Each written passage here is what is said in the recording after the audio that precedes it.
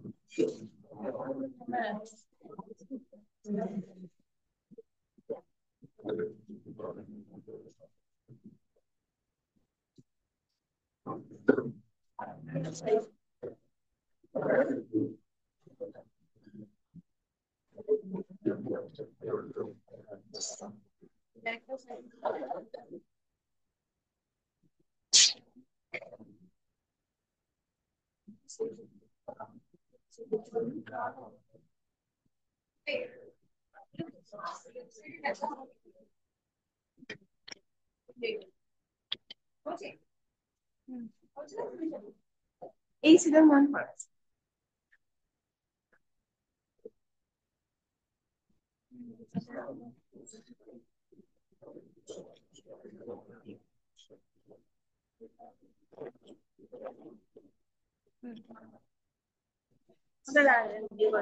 ରାଜନୀତି ଆସିବେ ନା ସେଠି ବସେଇଦେବେ ଗୋଟେ ଟେବଲ ଆସିଲେ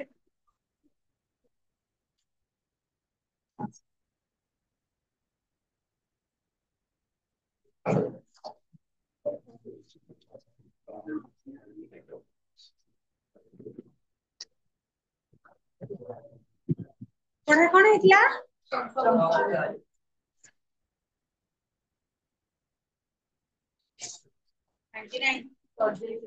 ଦିଟା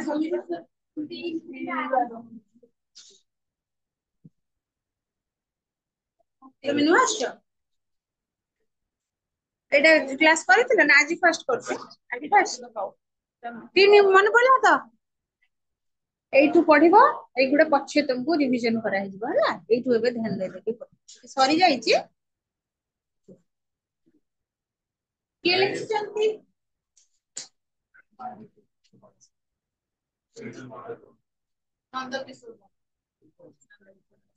ନାଇଁ କୋଉଠୁ ଆସିଛି କହିଲ?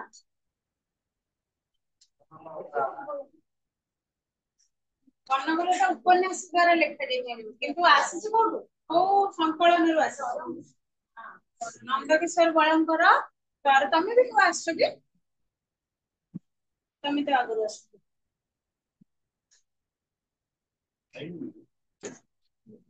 ତମେ ଦି ଜଣ ନୂଆ ଆସିଛ ଏଥିରୁ ନାଇଁ? ତମ ପାଖେ ବହି ଅଛି? ମାନେ ଘରେ ଅଛି? ଘରେ ବହି ଅଛି ତ? ଆଜି କାଇଁ ଆଣିଲ ନା? ହଉ ନେକ୍ସଟ ଟାଇମ ବହି ନେଇ ଆସିବ। ଯଦି କଷ୍ଟ ଶବ୍ଦ କିଛି ଡାଉଟ ହେଲା ଖାତାରେ ଲେଖିଦବ। ତମ ନାଁ କଣ? ସାଗର। ତମ ନା? ଦେବିକା। ବିଷୟ ପଢା ହଉଛି ଚମ୍ପାବତୀ ରାଜକନ୍ୟାର ସ୍ୱପ୍ନ। ତିନି ନମ୍ବର ତାର ଯୋଉ ଷ୍ଟାଞ୍ଜା ଅଛି, ଗୋଟେ 1 2 3 4ଟା 4 ନମ୍ବର ଅନୁସାରେ ଅଛି। ତ ସାଙ୍ଗ ପାଖରୁ ତମର ବି ବହି ନାହିଁ କି ବାବା? ବହି ନାହିଁ ନା ଆଣିନ? ନାଇଁ? ହଉ ପିଡିଏଫ ଅଛି? ଘରେ ଦେଖିବ ଯାଇକି। ମୋବାଇଲ ଅଛି ତ? ହଁ ଘରେ ଅଛି ତ? ପିଡିଏଫ ଅଛି କପି? ସେଇଥିରୁ ଦେଖିବ। ତମ ପାଖରେ ବହି ଅଛି? ପଛରେ କାହା ପାଖରେ ତମ ପାଖରେ ବହି ଅଛି ନା? चार जन पाखु कहूनी तम दी जन कहूनी तम दी जन गोटे तमर नहीं तम दी जन गोटे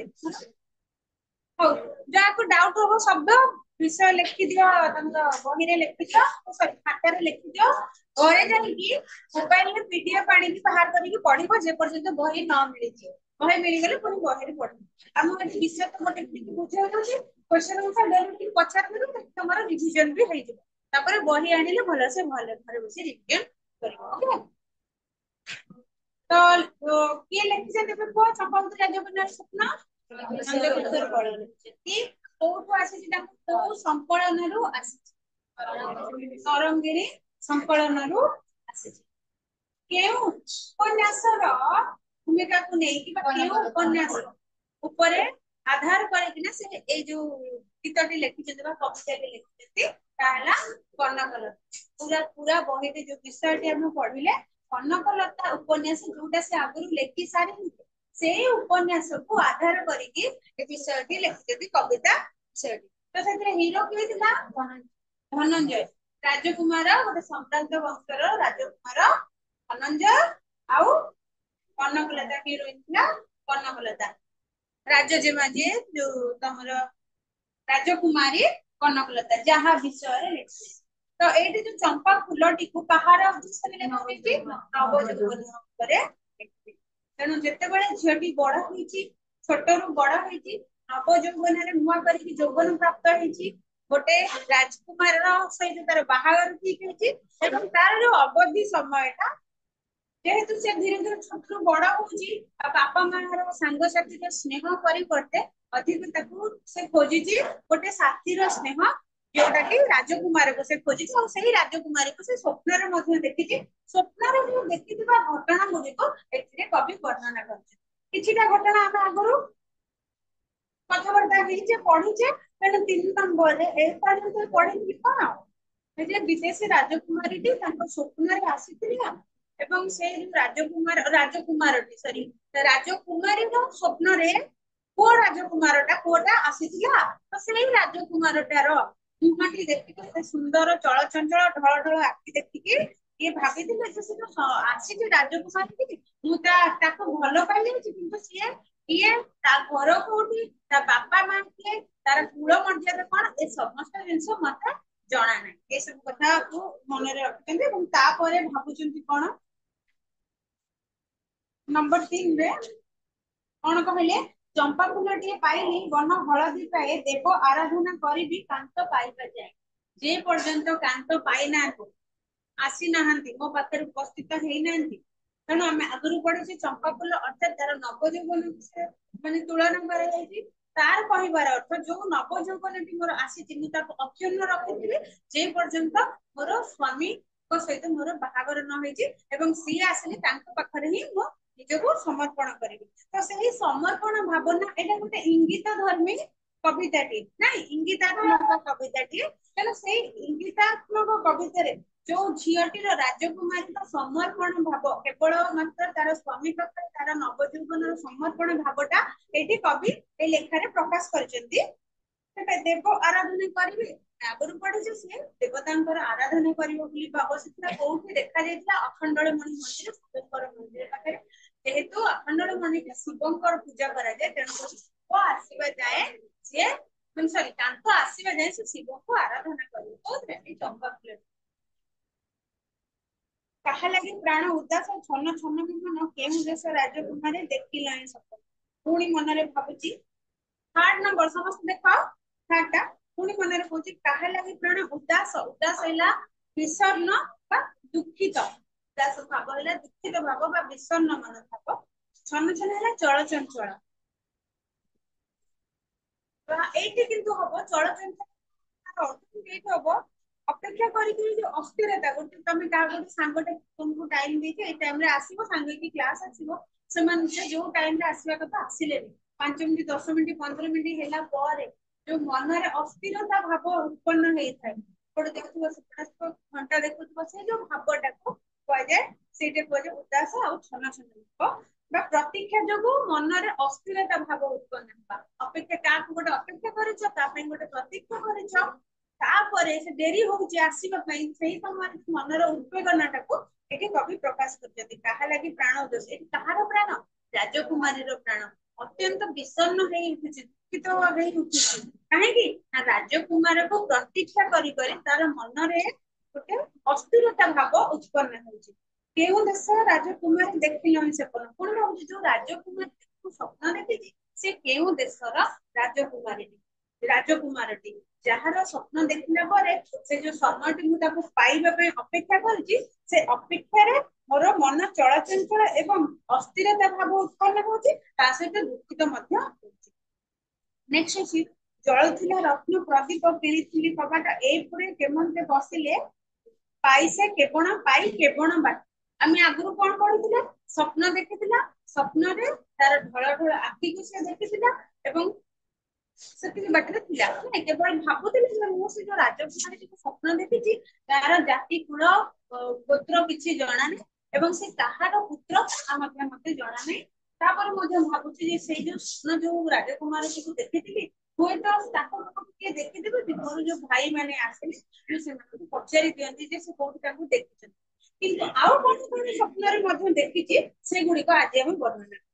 ସ୍ୱପ୍ନରେ ସେ ଶୋଇଛି ଯେତେବେଳେ ରାଣୀ ମହାରାଣୀ ରାଜା ମହାରାଜାର ରାଜନୈତିକ କଥା ସ୍ୱପ୍ନ ଦେଖୁଛି ସ୍ୱପ୍ନରେ ତାର ଉଆସରେ ସେ ଶୋଇଛି ତେଣୁ ଯେତେବେଳେ ରାଣୀଟି ସେ ଯୋଉ ଝିଅଟି ରାଜକୁମାରୀଟି ତା ଉଆସରେ ଶୋଇଛି ତାର ରୁମରେ ତାର ଉଆସରେ ଶୋଇଛି ସେଠି ଜଳୁଥିଲା ରତ୍ନ ପ୍ରଦୀପ ଯେତେବେଳେ ସେ ଶୟନ କକ୍ଷକୁ ଯାଇଛି ସେ ଯୋଉ ଶୋଇଥିବା ଘରଟିରେ ରତ୍ନର ପ୍ରଦୀପ ପ୍ରଦୀପ ହେଲା ଦୀପ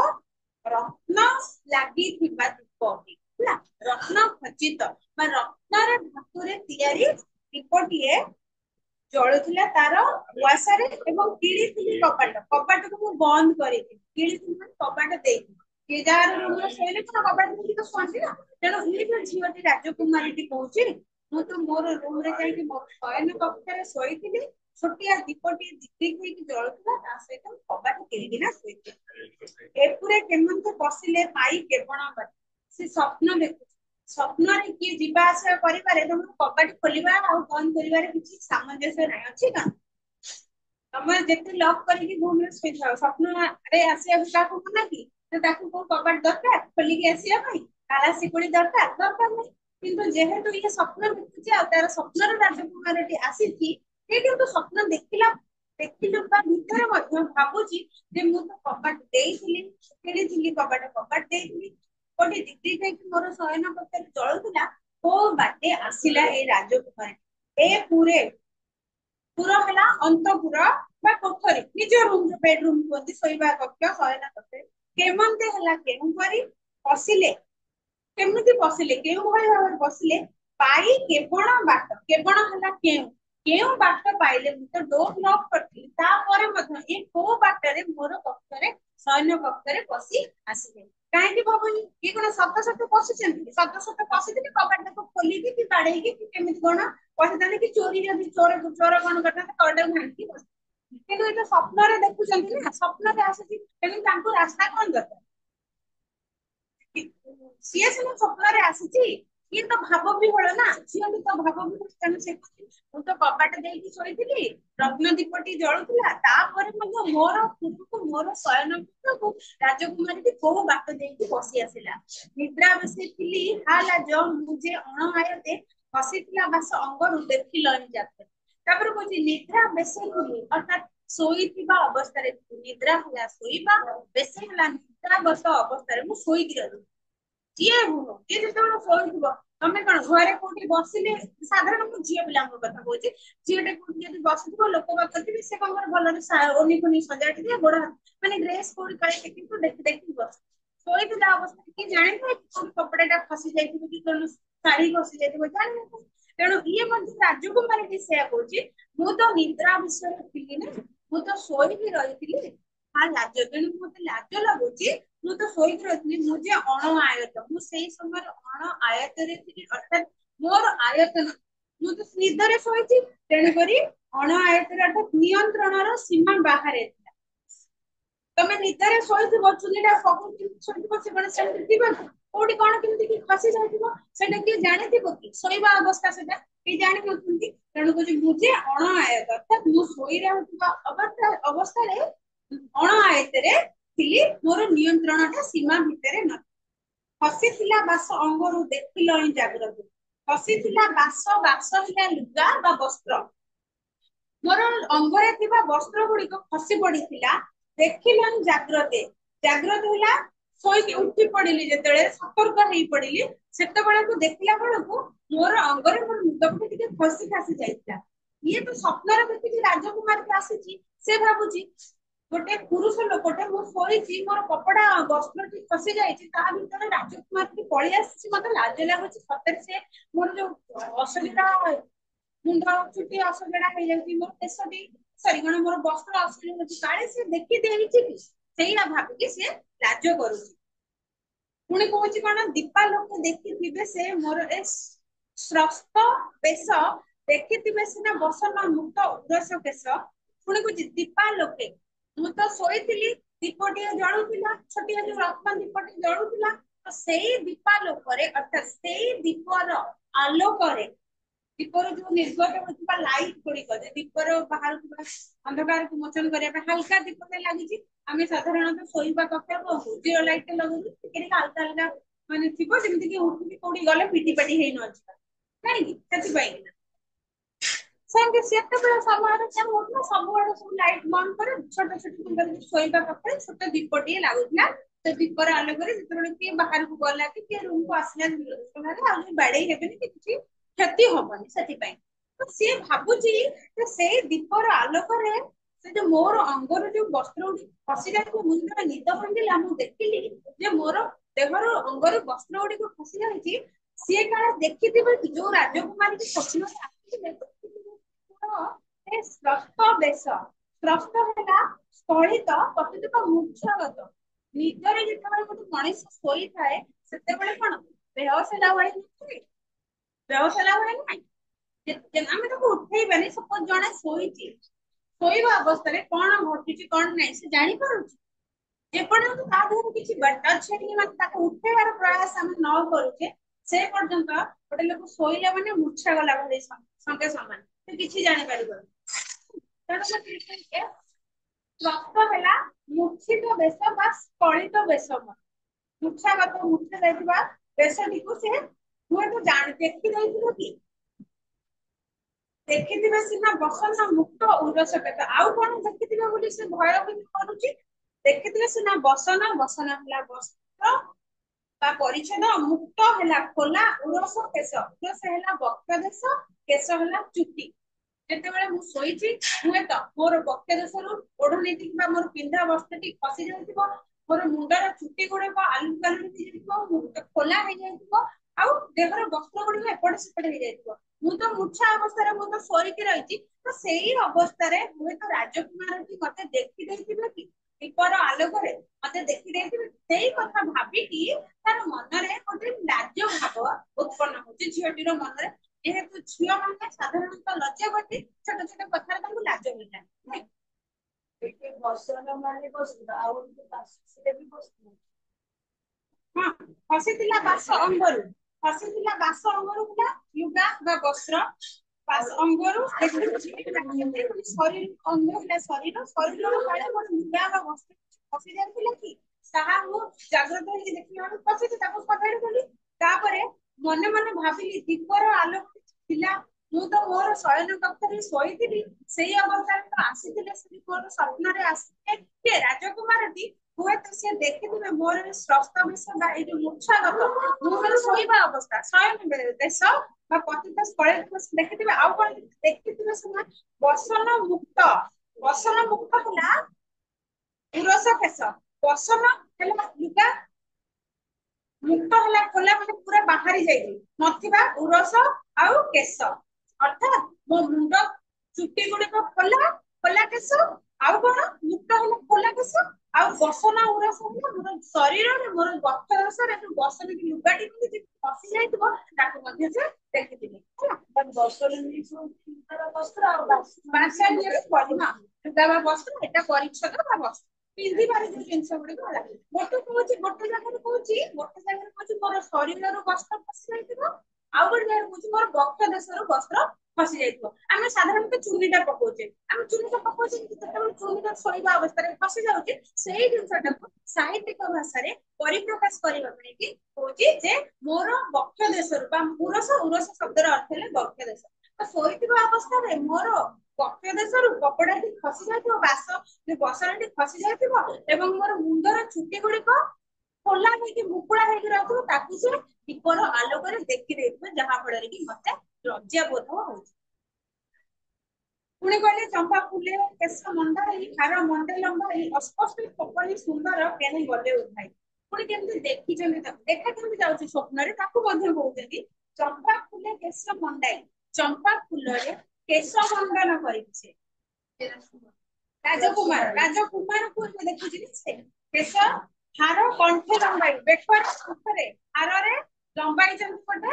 କଣ୍ଠ ବା ବେକରେ ହାର ଲମ୍ବାଇଛନ୍ତି, ଫୁଲମାଳା ଟିଏ ପକେଇଛନ୍ତି। ଅସ୍ପଷ୍ଟ ସ୍ୱପ୍ନ, ମୁଁ ଯୋଉ ସ୍ୱପ୍ନ ଦେଖିଲି ସ୍ପଷ୍ଟ ଭାବରେ ଦେଖି ପାରିନି, ଅସ୍ପଷ୍ଟ ଭାବରେ ସେ ମୋ ସ୍ୱପ୍ନରେ ଦେଖା ଦେଇକି ସପନେ ସୁନ୍ଦର ହେଲା ମନୋଜ୍ଞ ପୁରୁଷ, ସୁନ୍ଦରୀ ହେଲେ ଝିଅ, ସୁନ୍ଦରୀ ଝିଅ ସୁନ୍ଦର ମାନେ ଅତ୍ୟନ୍ତ ସୁନ୍ଦରୀ ଝିଅଟେ, ସୁନ୍ଦର ବୋଲି ମନୋଜ୍ଞ ପୁରୁଷଟିଏ ଗଲେ କୁଆଡେ ଉଭେଇ ଗଲେ, ସ୍ୱପ୍ନ ଭାଙ୍ଗିଗଲା, କୁଆଡେ ସେ ଚାଲିଗଲେ। ଆଉ ଏଇଠି ଆମେ ସେଇଟା ମଧ୍ୟ ପଢିଛେ, ଚମ୍ପା ଫୁଲ ହେଲା ନବଯୌବନ ସହିତ ଚମ୍ପା ଫୁଲ କେଶ ମଣ୍ଡାଇ, ଦିଟା ଅର୍ଥ ବୁଝିବ, ଗୋଟେ ହେଲା କେଶ ବା ମୁଣ୍ଡରେ ଚମ୍ପା ଫୁଲ, ଆଉ ଗୋଟେ ଅର୍ଥ ପୁଅଟି ମଧ୍ୟ ତାର ମଧ୍ୟ ବାହାଘର ଆର ଏକୁଟିଆ ନବଯୌବନ ଆସିଛି, ପୁଅଟି ନୂଆ କରିକି ଯୌବନ ଅବସ୍ଥାରେ ଯୁବକ ଅବସ୍ଥାରେ ପୁଅ ପିଲାଟି ପଦାର୍ପଣ କରିକି ପୁଅ ଝିଅର ବାହାଘର, ଦି ଜଣଙ୍କର ମନର ଭାବନା ସମାନ। ଝିଅଟିର ମନର ଭାବନା ଯାହା, ଯେତେବେଳେ ସେ ନୂଆ କରି ଯୌବନ ଅବସ୍ଥାକୁ ଆସିଛି, ତାର ମନର ଭାବନା ଯାହା, ତାର ପରିସ୍ଥିତି ଯାହା, ପୁଅଟି ମଧ୍ୟ ନବ ଯୌବନ ପ୍ରାପ୍ତ କରିଛି, ଯୁବକ ଅବସ୍ଥାରେ ପଦାର୍ପଣ କରିଛି, ତାର ସ୍ଥିତି ମଧ୍ୟ ଠିକ ସେଇଭଳି। ତେଣୁ ସେଇଥିପାଇଁ ଚମ୍ପା ଫୁଲକୁ ନବ ଯୌବନ ସହିତ ତୁଳା। ତେଣୁ ପ୍ରଥମେ ଯୋଉ ଚମ୍ପା ଫୁଲ କେଶେ ମଣ୍ଡାଇ, ମଣ୍ଡାଇ ହେଲା ପୁଷ୍ପ ଗୁଚ୍ଛରେ ସଜାଇ, ମଣ୍ଡାଇ ହେଲା ଚମ୍ପା ଫୁଲର ପୁଷ୍ପ ବା ଫୁଲରେ ଗୁଚ୍ଛ କରିକି ସୁନ୍ଦର କରିକି ମୁଣ୍ଡରେ ସଜେଇକି ହାର କଣ୍ଠେ ଲମ୍ବାଇ, କଣ୍ଠରେ ବେକରେ ହାର ଲମ୍ବାଇକି ସ୍ୱପ୍ନରେ ସୁନ୍ଦର ପୁରୁଷଟି ମନୋଜ୍ଞ ପୁରୁଷଟି ଆସିଥିଲେ, ଭଲରେ ମୁଁ ତାଙ୍କୁ ଦେଖିପାରିନି, ଅସ୍ପଷ୍ଟରେ ଦେଖିଲି, ସ୍ପଷ୍ଟ ଭାବେ ଦେଖିପାରିଲି, କୁଆଡେ ଉଭେଇ ଗଲେ, ନିଦ ଭାଙ୍ଗିଗଲା, ସ୍ୱପ୍ନ ସରିଗଲେ, ଯୋଉ ଲୋକ ଆସିଥିବ ସ୍ୱପ୍ନରେ ସିଏ ସତରେ ଆସିବ କି ହକିକତରେ ନାଇଁ, ସେ ମଧ୍ୟ ଗାୟବ। ତେଣୁ ଏଇ ଯୋଉ ପାରାଗ୍ରାଫଟି ପଢିଲେ ଆମେ 3 ପାରାଗ୍ରାଫରେ, ଏଥିରେ କଣ ହେଲା, ରାଜକୁମାରୀଟି ସ୍ୱପ୍ନ ଦେଖିଛି, ସ୍ୱପ୍ନରେ ଦେଖିଛି ସେ ତାର ଶୟନ କକ୍ଷରେ ଶୋଇଛି, ଗୋଟେ ଦୀପ ଆଲୋକଟି ଜଳୁଛି, କୋଉ ଦୀପ, ରତ୍ନ ଖଚିତ ଦୀପଟିଏ ଜଳୁଛି, ଏବଂ ସେଇ ଦୀପର ଆଲୋକରେ କବାଟ ବନ୍ଦ କରିକି ଶୋଇଛି, ତାର ସ୍ୱପ୍ନରେ ଆସିଛନ୍ତି ରାଜକୁମାର ଧନଞ୍ଜୟ। ତେଣୁ ସେଇ ରାଜକୁମାର ଧନଞ୍ଜୟଙ୍କୁ ଯେତେବେଳେ ସେ ସ୍ୱପ୍ନ ଦେଖୁଛି, ଯେତେବେଳେ ତାର ନିଦ ଭାଙ୍ଗି ଯାଇଛି, ସେ ଡରି ଯାଉଛି। କାହିଁକି ଡରୁଛି ନା, ସ୍ୱପ୍ନରେ ଯେତେବେଳେ ସେ ଶୋଇଛି, ଶୋଇବା ଅବସ୍ଥାରେ ସାଧାରଣତଃ ପୁରୁଷ ହୁଅନ୍ତୁ କି ସ୍ତ୍ରୀ ହୁଅନ୍ତୁ, ଯିଏ ବି ବୁଢା ହୁଅନ୍ତୁ ବୁଢୀ ହୁଅନ୍ତୁ, ଯିଏ ହୁଅନ୍ତୁ, ଶୋଇବା ଅବସ୍ଥା ଅର୍ଥାତ୍ ମୂର୍ଚ୍ଛାଗତ ଅବସ୍ଥା, ବେହୋସ ହେଇଥିବାର ଅବସ୍ଥା, ସେତେବେଳେ ଆମ ବସ୍ତ୍ର ଯୋଉ ପରିଧାନ କରିଥାନ୍ତି, ମୁଣ୍ଡକୁ ଘୋଡେଇକି ବାନ୍ଧିଥାନ୍ତି, କେତେବେଳେ ଚୁଟି ଖୋଲା ହେଇଯାଏ ତ କେତେବେଳେ ଦେହର ବସ୍ତ୍ର କୋଉଠି ଅସଜଡା ହେଇଯାଇଥାଏ। ଠିକ ସେମିତି ଏଇ ଯୋଉ ଝିଅଟି, କନକଲତା ଯୋଉ ଝିଅଟି, ସେ ମଧ୍ୟ ଯେତେବେଳେ ଧନଞ୍ଜୟଙ୍କୁ ସ୍ୱପ୍ନ ଦେଖିଛି, ସେ ମନରେ ଭୟ ଆସୁଛି ଯେ ମୁଁ ତ ଯେତେବେଳେ ନିଜର ଉଠିଲି, ସ୍ୱପ୍ନରୁ ଭାଙ୍ଗିଗଲା, ନିଜର ଜାଗ୍ରତ ଅବସ୍ଥା ହେଲା, ସେତେବେଳେ ମୁଁ ଦେଖିଲି ମୋର କପଡା ଗୁଡିକ ଅସଜଡା, ମୋର ଦେହର ଅଙ୍ଗ ବସ୍ତ୍ର ଗୁଡିକ, ଶରୀରରେ ପରିଧାନ କରିଥିବା ବସ୍ତ୍ର ଗୁଡିକ ଅସଜଡା ହେଇଯାଇଛି। ତାମାନେ ସେ ଦୀପର ଆଲୋକ, ତାପରେ ସେ ସାଙ୍ଗେ ସାଙ୍ଗେ ଭୟଭୀତ ହେଇଯାଉଛି, ଆଉ ମନରେ ଲଜ୍ଜା ବୋଧ କରିକି ଭାବୁଛି, ମୁଁ ତ ସ୍ୱପ୍ନରେ ତାକୁ ଦେଖିଛି, ସିଏ ମୋର ସ୍ୱପ୍ନରେ କଣ ମୋର ଏଇ ରୂପଟିକୁ ଦେଖିଥିବେ କି, ଯେ ମୋର ଦେହରୁ କପଡା ବାହାରି ଯାଇଥିବ, ମୋର ବକ୍ଷ ଦେଶରୁ କପଡା ବାହାରି ଯାଇଥିବ, ଆଉ ମୋର ଚୁଟି ଗୁଡିକ ମୁକୁଳା ହେଇଯାଇଥିବ, ଏଭଳି ରୂପଟିକୁ ଦେଖି ଦେଇଥିବେ କି ସେଇ ଯୋଉ ଯୁବକଟି, ସେଥିପାଇଁ ତାଙ୍କୁ ଲଜ୍ଜା ବୋଧ ହଉଛି, ଏବଂ ତାପରେ ଏଇଟା ବି ଭାବୁଛନ୍ତି ଏତେ ସୁନ୍ଦର ରୂପ ତାଙ୍କର, ଚୁଟିରେ କେଶରେ ଫୁଲଗୁଚ୍ଛ ଲଗେଇକି, ଆଉ ବେକରେ ହାର ପକେଇକି, ସୁନ୍ଦର ଚିତ୍ରଣ ଅସ୍ପଷ୍ଟ ଦେଖାଯାଉଥିଲା, କିନ୍ତୁ ଅତ୍ୟନ୍ତ ମନୋଜ୍ଞ, ମନୋହାରୀ ସୁନ୍ଦର ରୂପ ଦେଖାଯାଉଥିବା ସୁନ୍ଦର ପୁରୁଷଟି କୁଆଡେ ଉଭେଇ ଗଲେ, ଅନ୍ତର୍ଦ୍ଧାନ ହେଇଗଲେ। ଯେତେବେଳେ ଜାଗ୍ରତ ଅବସ୍ଥାକୁ ଆସିଯାଇଛି, ନିଦ ଭାଙ୍ଗି ଯାଇଛି, ଉଭେଇଯିବ। ଇଏ ଅଛି ତମର 3 ନମ୍ବରର जो पैराग्राफ रो कथाटी बुझिलो तम बाबा बुझिलो ना डाउट लाଗୁଛି ବୁଝିପାରୁଛ ଡାଉଟ୍ ହେଲେ କହିବ ତମେ ଡାଉଟ୍ ହେଲେ କହିବ ସେ ତମେ ବୁଝିଲ ତମେ ବୁଝିଲ ତମେ ତମେ ତମେ ତମେ ସମସ୍ତେ ବୁଝିଛ ଆଗକୁ ତାପରେ ଚାରି ଚାରିର କଣ ଅଛି ଆଉ କଣ ଏତେ ସାରା ସ୍ୱପ୍ନରେ ଖାଲି ସ୍ୱପ୍ନରେ ସାରା ଦୁନିଆ ଦେଖି ସାରିଲାଣି सारा दुनिया नो तो जणको देखो तार भीतर सारा दुनिया ସେଇଟା ହିଁ ତାର ସାରା ଦୁନିଆ ନାଇଁ ଧନଞ୍ଜୟ କୁ ସ୍ୱପ୍ନ ନେବେ ସେ ହିଁ ତାର ସାରା ଦୁନିଆ ସେଥିପାଇଁ ନା ତାକୁ ଭୋଗ ହଉଛି ନା ତାକୁ ଶୋଷ ଆଗରୁ ଆମେ ପଢୁଛେ ନା ତାର ବାପା ମାଙ୍କ ସ୍ନେହ ପାଇଁ ଇଚ୍ଛା ଅଛି ନା ସାଙ୍ଗସାଥି ଙ୍କର ଆଉ ଇଚ୍ଛା ଅଛି ଏକୁଟିଆ ରହିବାକୁ ଇଚ୍ଛା ଅଛି ତାର ବିଷୟରେ ଭାବିବାକୁ ଇଚ୍ଛା ହଉଛି ଏ ସମସ୍ତ ଜିନିଷ ଆମେ ଆଗରୁ ପଢି ସାରିଛେ ଆଉ କଣ ଆଉ ଆଗକୁ ସ୍ୱପ୍ନ ଦେଖୁଛି ନା ବାସ୍ତବତାକୁ ପୁଣି ଫେରି ଆସୁଛି ସେ ବିଷୟରେ ଦେଖ 4 नंबर अच्छी चंपा फूलटी पाइली बन हलदी प्राय देव आराधना करी कांत पाइबा जाए पुणी से रिपीट होती सेम जिनसटा जो चंपा फूलटी पाई आराधना करुली भगवान को देवता को जे पर्यंत कांत मो पाखक आसी ना कांत है स्वामी जे पर्यंत स्वामी सहित मोर साक्षात होना देखा है बाहागर है से पर्यंत मु भगवान को अर्चना करुली द्वितीय अर्थ जब आप बुझा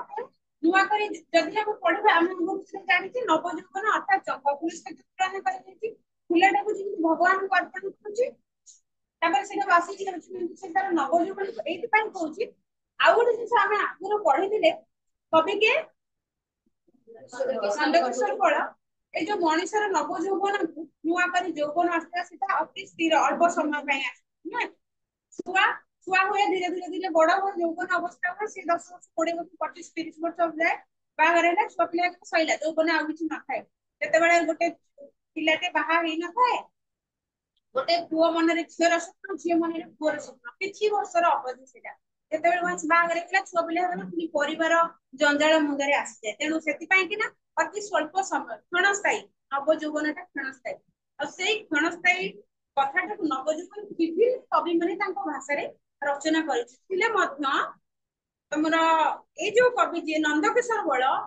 ବିନା ଅଶ୍ଳୀଳତାରେ କିଛି ଅଶ୍ଳୀଳତା କିଛି ଭିତରେ କିଛି ବିନା ଅଶ୍ଳୀଳତାରେ ଏତେ ସୁନ୍ଦର ଭାବରେ ସେ ଯୌବନ ନବଯୌବନକୁ ପରିବ୍ୟକ୍ତ କରାଇଛନ୍ତି ଲେଖାରେ ପ୍ରସ୍ତୁତ କରିକିନା ପାଠକ ମାନଙ୍କୁ ଦେଇଛନ୍ତି ତାହାର ତୁଳନା ନାହିଁ ଆଉ ସେ ଏଇଠି ଯୋଉ ନବଯୌବନ କହୁଛନ୍ତି ଅର୍ଥାତ ଗୋଟେ ଝିଅଟାର ଯୌବନଟେ ସେ ତାର ସ୍ୱାମୀ ପାଖରେ ଅର୍ପଣ କରିବ ଏଇଠି ସେ ଯୋଉ କହୁଛି ଚମ୍ପା ଫୁଲଟିଏ ପାଇଲି ବନ ହଳଦୀ ପାଇଁ ହଳଦିଆ ରଙ୍ଗର ଚମ୍ପା ଫୁଲଟି ପାଇଲି ଅର୍ଥାତ ଭଗବାନଙ୍କୁ ଅର୍ପଣ କରିବି ଯେ ପର୍ଯ୍ୟନ୍ତ ମୋର ସ୍ୱାମୀ ଆସିନାହାନ୍ତି ଅର୍ଥାତ ମୋର ଯୌବନଟି ନୂଆ କରି ଯୋଉ ପ୍ରାପ୍ତ ହେଇଛି ଏଇଟା ମୁଁ ସଜେଇକି ସୁନ୍ଦର କରିକିନା କିଛି ତାପରେ ଅକ୍ଷୁର୍ଣ୍ଣ ରଖିକି ତାକୁ ସଜେଇକି ରଖିଥିଲି ମୋର କାନ୍ତକୁ ଉପହାର ଦେବା ପାଇଁ ସେଇଟା ହେଲା ତାଙ୍କର କହିବାର ଉଦ୍ଦେଶ୍ୟ କିନ୍ତୁ ସିଏ ସାହିତ୍ୟିକ ଭାଷାରେ ତାକୁ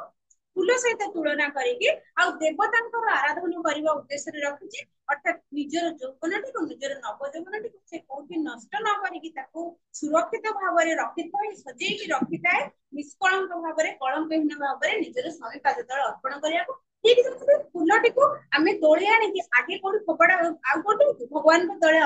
ଚରଣ ତଳେ ଅର୍ପଣ କରୁ ସେଇଭଳି ମଧ୍ୟ ତ ସେ କଥା କହିଲି ଦେବ ଆରାଧନା କରିକି କାନ୍ତ ପାଇବାରେ ଶ୍ୟାମଳ ସୁନ୍ଦର ଧରଣୀ ଚାହିଁ ନୀଳ ଆକାଶ ଶୀତ ପ୍ରେମ ବାରି ମାଗିଣ ପରେ ସ୍ୱପ୍ନ ଏତିକି ବାଟ ହେଲା ସ୍ୱପ୍ନ ଏଇଠୁ ସ୍ୱପ୍ନ ସରିଯାଇଛି ଆଉ ସ୍ୱପ୍ନ ଦେଖୁନାହାନ୍ତି ଏବେ କଣ ଅଛି ବାସ୍ତବତାକୁ ପଳେଇ ଆସିଛନ୍ତି ବାସ୍ତବତାରେ ଯେମିତି ଗୋଟେ ପୁଅ ଆଉ ଝିଅର ସମ୍ପର୍କ ସ୍ୱାମୀ ଆଉ ସ୍ତ୍ରୀର ସମ୍ପର୍କ ବୟଫ୍ରେଣ୍ଡ ଆଉ ଗର୍ଲଫ୍ରେଣ୍ଡର ସମ୍ପର୍କ ପ୍ରେମିକା ଆଉ ପ୍ରେମିକାର ନାୟକ ଆଉ ନାୟିକା ସମ୍ପର୍କ ଯାହାବି ଆମେ ଯୋଉ ବି ନାମରେ ଡାକିବା ଠିକ ସେମିତି ଆହୁରି ବହୁତ ସମ୍ପର୍କ ଥାଏ ଯୋଡି ଯାହାକୁ ଯୋଡି ବୋଲି ବହୁ ଅକ୍ଷୁର୍ଣ୍ଣ ଥାଏ ସେ ସମ୍ପର୍କ ଯେମିତି ଆକାଶର ଚନ୍ଦ୍ରକୁ ର ସମ୍ପର୍କ କଇଁ ସହିତ ଆଉ ସୂର୍ଯ୍ୟଙ୍କ ସମ୍ପର୍କ ପଦ୍ମ ସହିତ ଧରती ଆକାଶ ପୃଥିବୀର ସମ୍ପର୍କ ଆକାଶ ସହିତ ଉଭୟ ଉଭୟଙ୍କୁ ଦିନ ରାତି ଦେଖୁଥାନ୍ତି ଆକାଶ ପୃଥିବୀକୁ ଦେଖିଲେ ପୃଥିବୀ ଆକାଶ ଦେଖୁଥିବା ଦିନ ରାତି ସେମାନଙ୍କର ଯୋଡିକୁ କିଏ ଭାଙ୍ଗି ପାରିବେ ତ ସେଇଭଳି ଏମିତି ପ୍ରକୃତିର ବହୁତ ଗୁଡାଏ ଯୋଡି ଅଛି ଯାହାକୁ ନନ୍ଦକିଶୋର ବଳ ଅତି ସୁନ୍ଦର ଭାବରେ ଏଇଥିରେ ପରିପ୍ରକାଶ କରିଛନ୍ତି ସେ ଖାଲି ସ୍ୱାମୀ ଆଉ ସ୍ତ୍ରୀର ସମ୍ପର୍କ ନୁହେଁ କି ଗୋଟେ ନାୟକ ନାୟିକାର ସିଏ ଗୋଟେ ପ୍ରକାର ସମ୍ପର୍କ ସିଏ ଯେମିତି ଗୋଟେ ଯୋଡି ଠିକ ସେମିତି ପ୍ରକୃତିରେ बहुत गुड़ाए प्राकृतिक जिनस अच्छी जहाँ जोड़ी हेकी रहिबाकु पसंद करते रही थांती मध्य जीव जीवती एबे से जोड़ी विषय रे परिप्रकाश करते ता भितर प्रथम अछि श्यामल सुंदर धरणी चाहि नील आकाश श्यामल सबुज रंगर सुंदर धरणी अच्छा पृथ्वी माटी हाँ आमर जो माँ माटी पृथ्वी धरणी उपरे श्यामल सुंदर काहे बहुत गछ वृक्ष सब थाए से तार रंग कि भଳି सबुज तेणु पृथ्वीटा सबुज रंगर श्यामली सुंदरी बोली कहते श्यामल सुंदर धरणी सबुज रंगर ये जो पृथ्वीटा मंडलटा महीमंडलटा माटीटा चाहे नील आकाश सी सदा सर्वदा काहाको चाहिए नील आकाश पर आकाश रंग नील तेणु से सदा सर्वदा आकाश को चाहिए तेणु ये गोटे जोड़ी उदाहरण दौरान कि आकाश और पृथ्वी जोड़ी उभय उभय को प्रति मुहूर्त चाह रही था केबे समान को अलगा करी हुए ना पृथ्वीर आखि केबे पलटिबो ना आकाश आखि केबे पलटिबो उभय उभय को सबले चाह रही सेमान जोड़ी कथा गोटे कहले आउ कहार जोड़ी शीत प्रेम बारी मागिन पर स्वताप नाश शीत प्रेम बारी शीत है ठंडा बा शीतल प्रेम बारी प्रेम रूपक पानी बारी अर्थ है पानी बारिधि पारागर सागर जो सॉरी बारिधि बारिधि अर्थ कौन बारी अर्थ पानी बारिधि अर्थ कौन कौन हाँ बारी को जी धारण करे सी है बारिधि बारी को किए पानी को किए धारण करे मेघ मेघर अन्य नाम है बारिधि है किंतु बारी रो अर्थ है पानी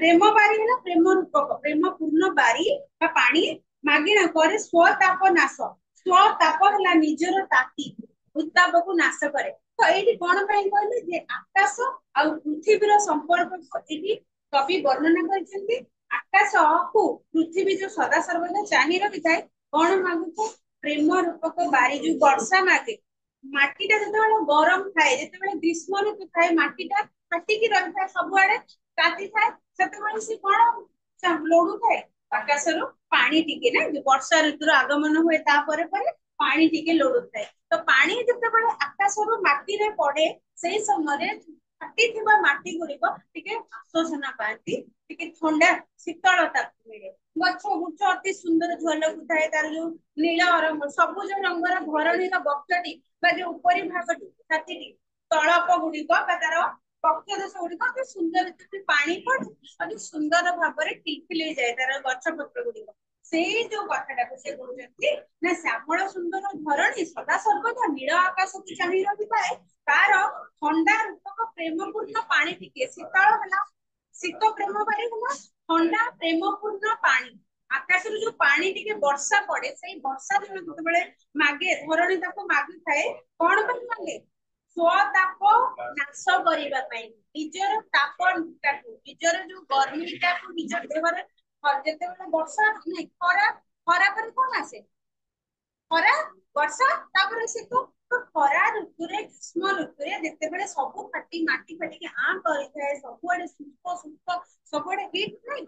ताती थाए से ताप को टिके तापरू रक्षा करने ताप को नाश करने ना सी आकाश को चाहिए रही था टिके पानी आकाश जिते बस्ता पर वर्षा ऋतु आसे आकाश जिते टिके वर्षा ढाली दिए पृथ्वी ऊपर पृथ्वीटा टिके शीतल पाए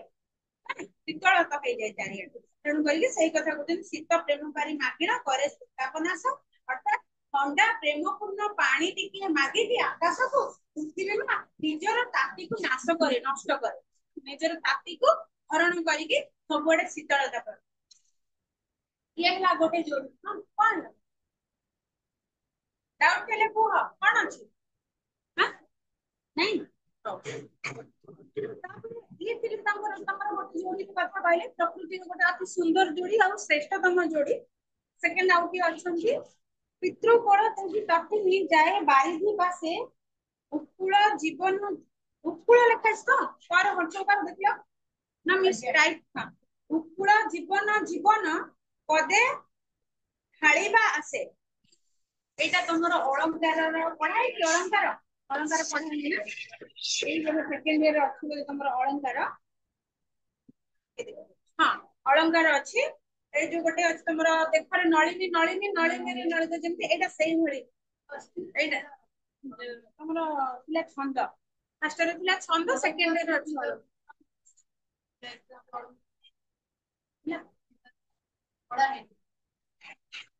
तमर किंतु ऑप्शनल रे अलंकार नथिला ऑप्शनल रे छंद थिला मोर मन अछि मु ऑप्शनल टा पढै छी छंद थिला एथरे सेकंड रे अछि अलंकार अलंकार तमरा जन्मक अलंकार गोटे अछि माला माला जन्मक एटा भलिया माने सम उच्चारित भिन्न अर्थ बोधक शब्द ର ବ୍ୟବହାର ହେଇଥାଏ ଜନ୍ମକ अलंकार रे तो सही भଳି କିଛି ଅଛି ଏଥିରେ କଣ କହୁଛି ସେ ପିତୃ କୋଳ ମାନେ ନିଜର ବାପାର କୋଳ ମା ତେଜି ତଟିନୀ ତଟିନୀ ହେଲା ନଦୀ ଯାଏ ବାରିଧି ପାଶେ ବାରିଧି କିଏ ବାରିଧି ହେଲା ମାଡ ଖାଇବ ବାରିଧି ମେଘ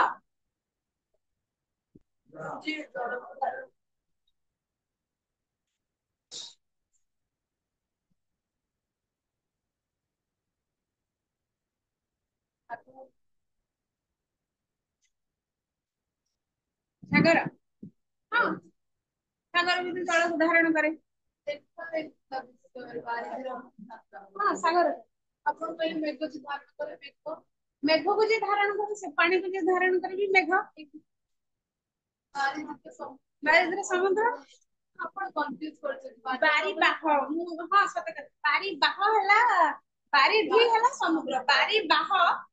ବାରିକୁ ଯିଏ ବହନ କରେ ବାରିବାହ ସିଏ ହେଲା ମେଘ ହେଲା ସରି ସିଏ ହେଲା ମେଘ ତମର ଯୋଉଟା ଅଛି ଗୋଟେ ପୁଷ୍ପପୁରରେ ବର୍ଷା ବର୍ଣ୍ଣ ବାରିବାହ ତାର ଅଛି ବାରିଧି ନାହିଁ ସେଠି ନା ବାରି ପଢା ହେଇଛି ନା ତୁମକୁ ପଢା ହେଲାଣି ପଢା ହେଇନି ହଉଛି ତ ହଁ ସେଥିରେ ଯୋଉ ଶବ୍ଦଟା ଅଛି ବାରି ବାହ ବାରିକୁ ବା ପାଣିକୁ ଯିଏ ବହନ କରେ ସିଏ ହେଲା ବାରିବାହ ସିଏ ହେଲା ବାରିବାହର ଅର୍ଥ ମେଘ କିନ୍ତୁ ବାରିଧିର ଅର୍ଥ ହେଲା ସମୁଦ୍ର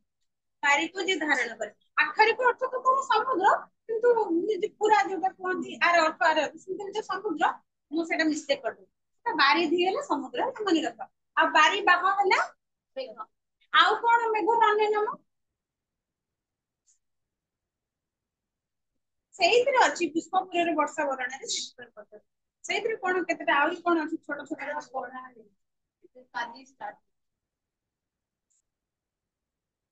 ମନ ହଁ ବାରିବାହ ଆଉ କଣ ହଁ ବାରିଧ ଠିକ ବାରିଧି ବାରିଧ ଭିତରେ ଟିକେ କଣ ବାରିଧ ହେଲା ମେଘ ହେଲା ବାରିଧ ବାରିକୁ ଯିଏ ଧାରଣ କରେ ସେଇଟା କୁହାଯାଏ ହେଲା ବାରିଧ ମେଘ ଆଉ ବାରିଧି ହେଲା ସମୁଦ୍ର ହେଇଯାଏ ହେଲା ବାରିଧ ହେଲା ମେଘ ବାରିଧି ହେଲା ହର୍ଷଇକାର ହେଇଗଲେ ସମୁଦ୍ର ଅଛି ବା ବାରିଧ